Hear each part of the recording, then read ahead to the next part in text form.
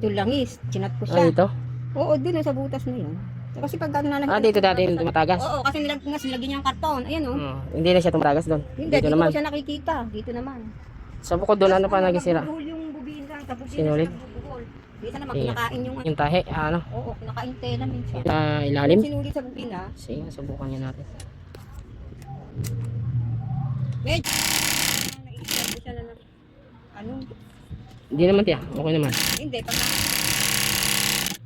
Parang ang sinsin pa kahit nakasagad. tas masinsin siya. Pag ano, nagbubuhol. Sa babin. Tigas. Ayan, wala na naman. Pag ginanyan mo, matigas siya. Ay, dito. Baba natin ng konti. Hindi pa nalapit yun. So bali pinalitan natin ng bobbin piece. Kasi pag hinila mo to ng biglaan, kailangan hindi siya sasabit. Kailangan maano lang. Meron pa rin. Sumabit na sinulid. Paano nangyari yun? Yan. Sumabit na siya. Tigas.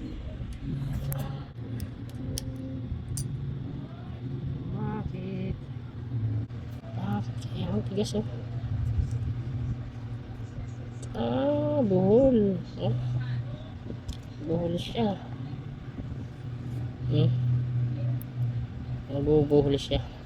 Ibig sabihin, yung spring nito, kailangan pa natin ibuka yung spring. Matagal na kasi ito kaya flat na siya.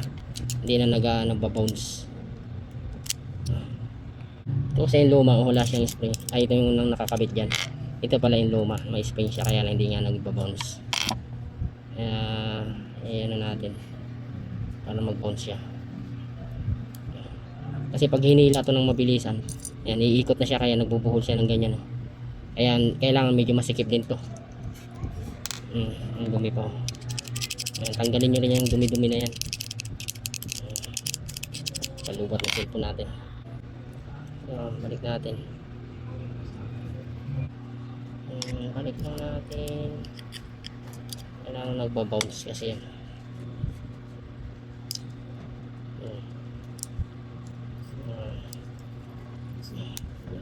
Wag.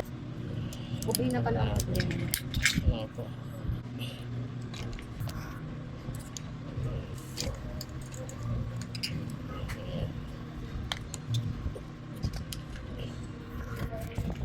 Ulitin niya natin. Kailangan kasi biglain. Ulitin natin, biglain natin. Pag hinugod yun tapos may sumasakit pa rin pero yun mix na siya dito.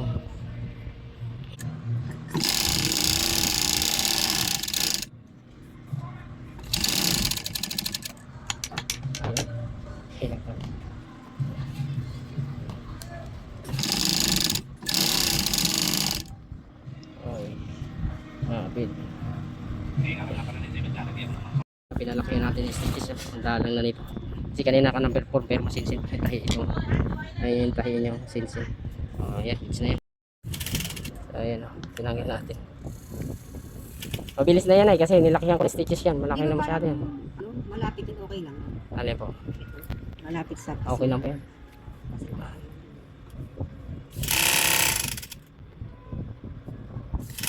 Mabilis yan kasi sobrang laki ng stitches niya. ano masasabi ng anak ko? Dalang. Ulit sabi niya mama.